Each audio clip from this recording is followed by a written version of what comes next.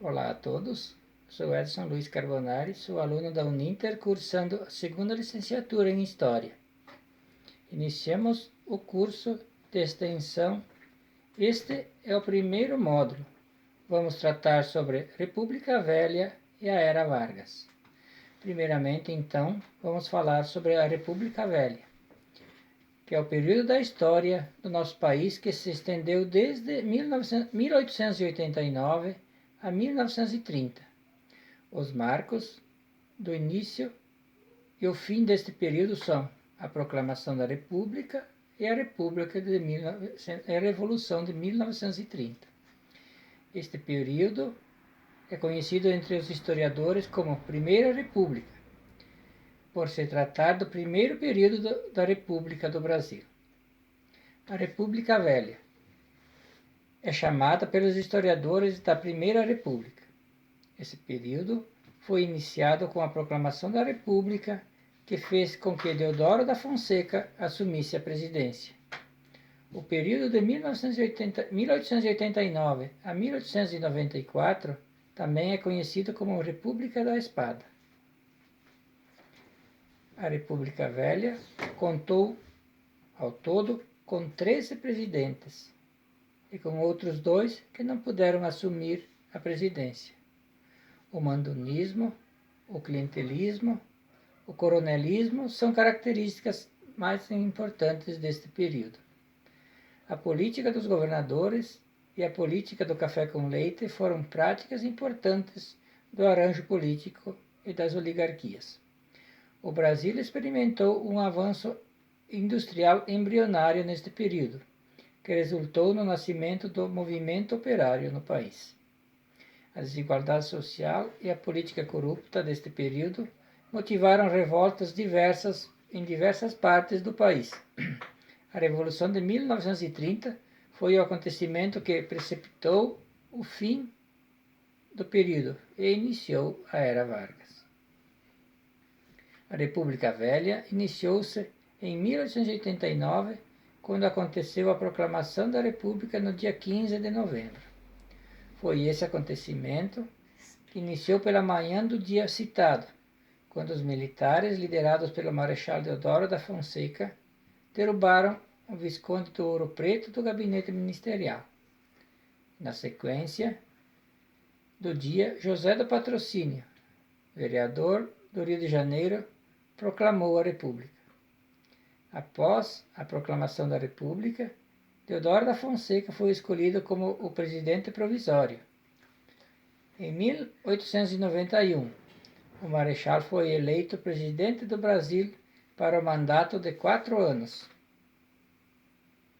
mas renunciou ao cargo e foi sucedido pelo seu vice, o Marechal Floriano Peixoto, que permaneceu no cargo até 1894. Neste período, de 1889 a 1894, em que o país foi governado por 2 presidentes militares, é conhecido como a República da Espada. Os presidentes da República Velha. Ao todo, a República Velha estendeu-se de 1889 a 1930, com 13 presidentes que assumiram funções. Ao longo desse período, também aconteceu de 2 presidentes eleitos não terem assumido a função, por motivos de saúde ou políticos. Os presidentes deste período foram Deodoro da Fonseca, de 1889 a 1891. Floriano Peixoto, de 1891 a 1894. Prudente de Moraes, de 1894 a 1898. Campos Sales, 1898 a 1902. Rodrigues Alves, de 1902 a 1906. Afonso Pena, de 1996 a 1909. Nilo Peçanha, 1909 a 1910. Hermes da Fonseca, 1910 a 1914. Venceslau Braz, 1914 a 1918. Delfim Moreira, de 1918 a 1919. Epitácio Pessoa, de 1919 a 1922. Arthur Bernardes, 1922 a 1926. E Washington Luiz, de 1926 a 1930. Os dois presidentes que foram eleitos e não assumiram foram Rodrigues Alves, segundo mandato, e Júlio Prestes. Rodrigues foi eleito para um segundo mandato em 1918, mas, antes de assumir, faleceu por conta da gripe espanhola. Seu vice, então, assumiu para que essa nova eleição fosse marcada, e nela Epitácio Pessoa foi eleito. Já Júlio Prestes foi impedido de assumir a presidência por conta da Revolução de 30. A grande marca da República Velha, e pela qual todos a conhecem, é o domínio que as oligarquias exerceram no país. As oligarquias eram pequenos grupos, a maioria delas associadas à agricultura e à pecuária, que detinham o grande poderio econômico e político do país. O controle das oligarquias no Brasil dava-se por meio de práticas conhecidas como o mandonismo, o coronelismo e o clientelismo. O mandonismo é o nome que se dá ao controle exercido por determinadas pessoas sobre outras, que possuíam uma grande posse da terra. No caso da República Velha, os grandes proprietários exerciam influência sobre a população local. O coronelismo, prática em que o coronel, o grande proprietário de terra, exercia seu domínio sobre as populações locais, de forma a conquistar os votos, que eram necessários para atender os interesses das oligarquias estabelecidas e do governo federal. A conquista do voto da população local acontecia, por exemplo, por meio de cargos públicos que eram distribuídos e que estavam sob o controle do coronel ou também pela intimidação. O clientelismo é a troca de favores que é praticada entre dois atores politicamente desiguais. Essa prática não precisa de figura de coronel para acontecer, pois toda a entidade politicamente superior que realiza um favor a outra inferior em troca de um benefício está praticando o clientelismo. Outro ponto importante sobre a Primeira República é o que diz respeito a duas práticas bastante conhecidas: a política do café com leite e a política dos governadores. Dois mecanismos que davam sustentação ao domínio político oligárquico.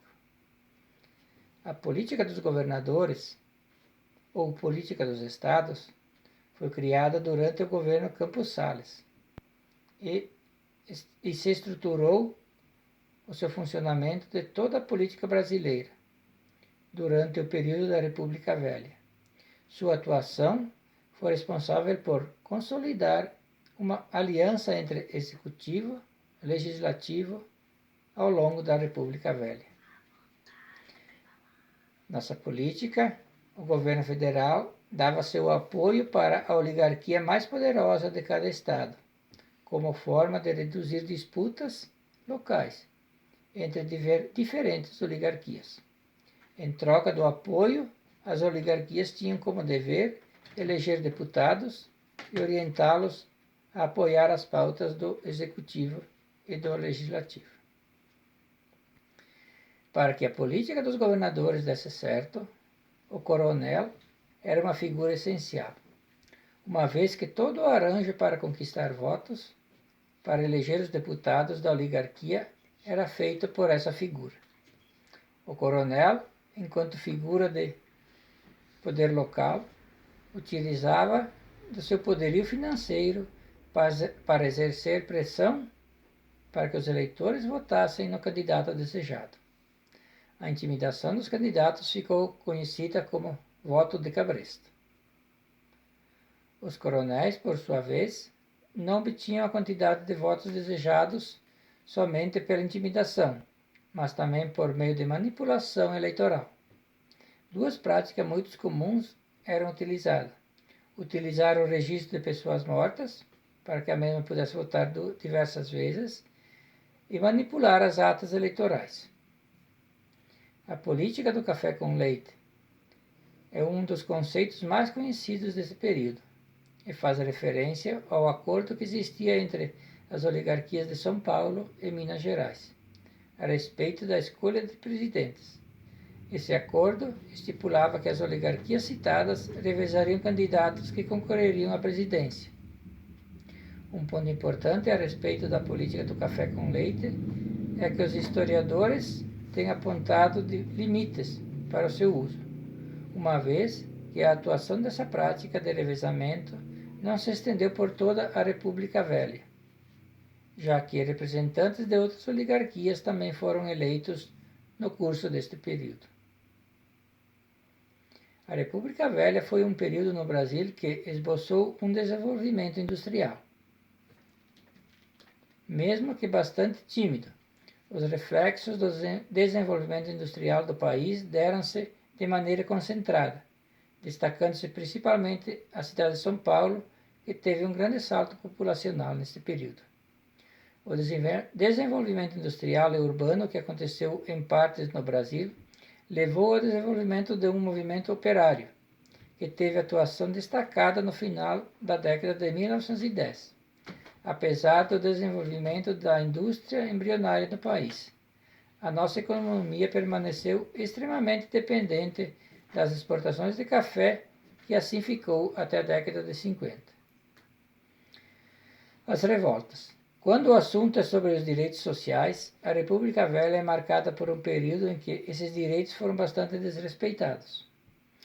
O desrespeito aos direitos sociais e a existência de uma desigualdade evidente fizeram com que esse período também fosse de luta para muitos que buscavam condições de vida mais dignas e que estavam insatisfeitos com as ações praticadas pelo governo. Existe, inclusive, uma frase que geralmente é atribuída ao presidente Washington Luiz e que dá o tom da forma como a questão era tratada na República Velha. A suposta frase dita pelo presidente foi: "Questão social é caso de política". As tensões existiam, resultando em diversas revoltas, como a Guerra dos Canudos, a Revolta Armada, a Revolta da Vacina, a Revolta da Chibata, a Guerra do Contestado, a Revolta do Forte de Copacabana, a Revolta Paulista de 1924 e a Coluna Prestes. A política da República Velha entrou em crise porque a estrutura política que sustentava as oligarquias no poder começou a ruir. E a decadência da política da República Velha está relacionada com as disputas pelo poder entre as oligarquias. Diretamente, o fim da República Velha está atrelado com a disputa da eleição presidencial de 1930. Nessa disputa, paulistas e mineiros romperam com seu acordo, pois os primeiros não queriam realizar o revezamento, conforme estipulava a política do café com leite. Sendo assim, os paulistas lançaram Júlio Prestes e os mineiros com Getúlio Vargas como candidato à presidência. Após serem derrotados, a chapa de Vargas, chamada Aliança Liberal, rebelou-se contra o vice de Vargas, chamado João Pessoa, que foi assassinado. O assassinato que não teve nada a ver com a disputa eleitoral daquele ano, mas foi utilizado como justificativa para o levante contra o presidente Washington Luiz. O resultado da revolta, conhecida como a Revolução de 30, foi a derrubada do presidente Washington Luiz em outubro de 1930 e o impedimento de Júlio Prestes assumisse a presidência. Assim, deu-se o final da República Velha.